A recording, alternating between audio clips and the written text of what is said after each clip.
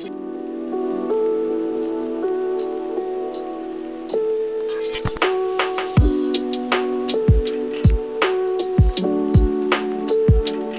my name is and I teach English literature at East Sussex College. Well, the course that we do covers poetry in the 19th century, and we also study plays, short stories and novels. In the first year we do the play A Doll's House by Henrik Ibsen, and we study the poetry of Christina Rossetti and the play Measure for Measure by Shakespeare. In year 2 we study the Gothic unit, and for that we do modern short stories by Angela Carter, and we study Dracula, and we prepare for an unseen analysis of a Gothic text. As well as that, we have 2 pieces of coursework where students compare a novel and a play, and also can do recreative writing around T.S. Eliot's poetry. The entry requirements for English literature are a 5 and a 6 in either English language or English literature. Typically there are 16 to 18 students in a class, and there is about 4 to 5 hours homework per week. Over the course, students are assessed through coursework and exams. The exams are 80% of the A-level and coursework is 20%. I've been teaching for 30 years. I started my career in London, and I've worked in 7 or 8 colleges now, and some schools in East Sussex as well. I've always taught English literature or English language and English language and literature. My favourite part of the course is Dracula, studying the Victorian novel. It's a pretty exciting novel. It's a classic, we all know it, and there are various remakes still being undertaken today. It's a very exciting book, and I think students really enjoy it. I also like the poetry units that we do. I think they're really interesting and revealing about life in Victorian England. The subjects that pair well with English are subjects like history, philosophy, sociology, all those kind of subjects where you're thinking about the world and learning about the world as it is now and as it used to be. If you're a student who enjoys reading, you'll absolutely love the English course. It's got a massive range of plays, stories, novels, poetry, from about the year 1600 all the way up to the present day.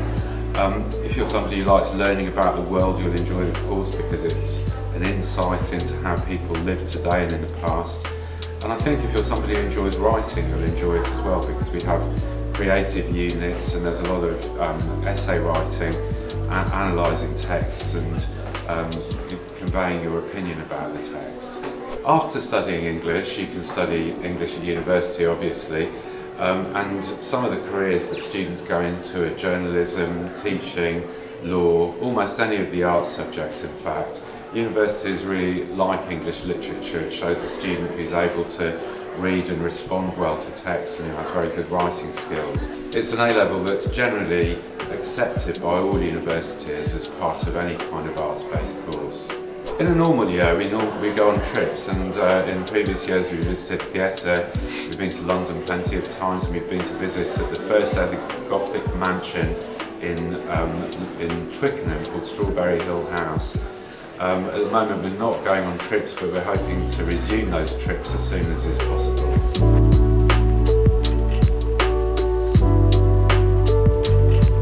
My name is Susanna Evans, and I teach English language and literature and also literature at East Sussex College Group in Lewes. I've been teaching at the college for nearly 20 years now, and I've taught across all the English subjects at various levels.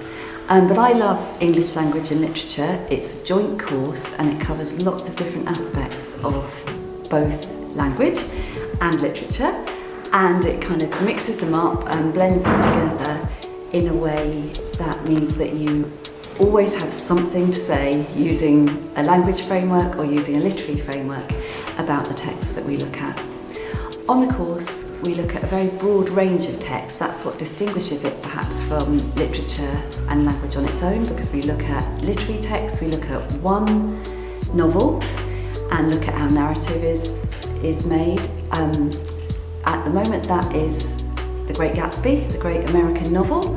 Then we look at one example of drama, of a play called A Streetcar Named Desire, which is very popular with students. And then we look at one poetry collection, which is by Caroline Duffy. So all our texts are quite modern, they're quite accessible.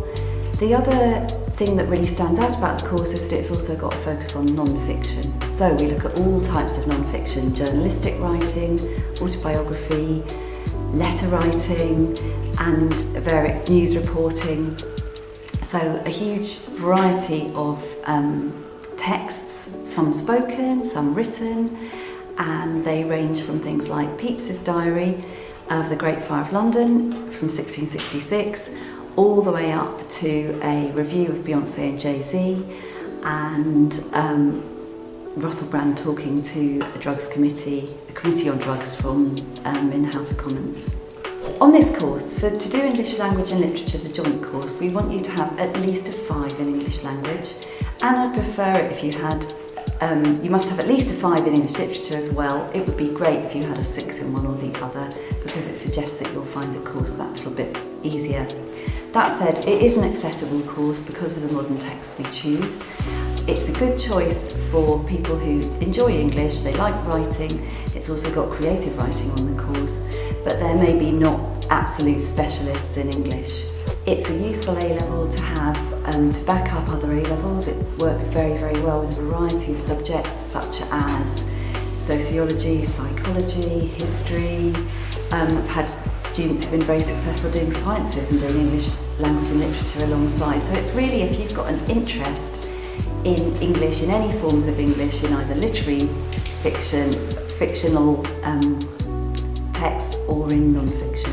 This summer I had a lovely email from one of my former students, and she was a girl who'd been on the very first exam for this particular specification.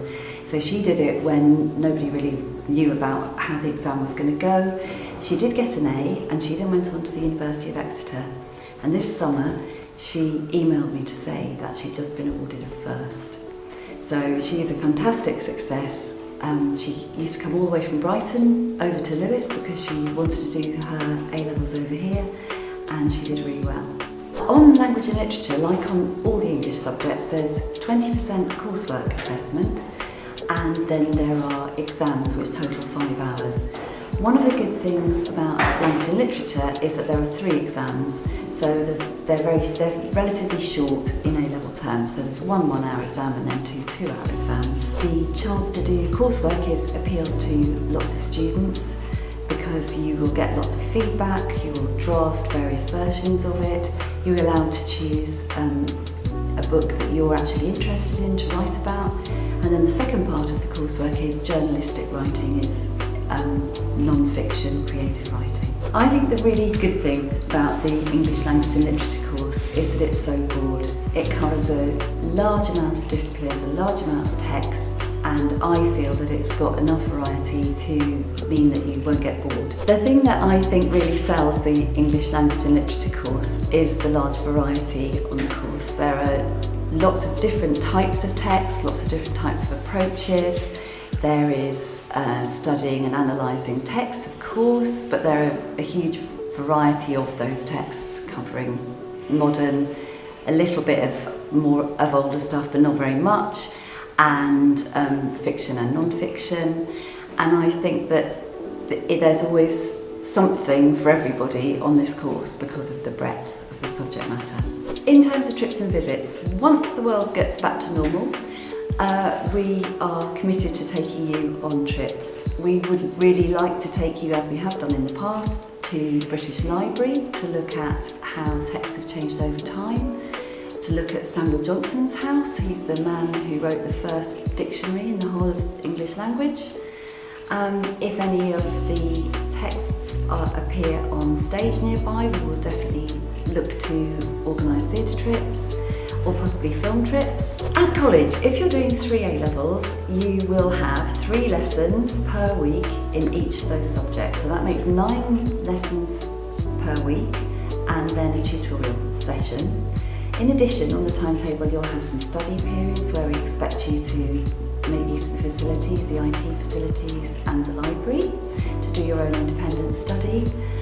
So you will have gaps in your day, but those gaps are there so that you have time to study, because A-levels require a great deal of independent work, and we suggest that as well as the 4.5 hours that you'll be doing actually in a class in front of a teacher.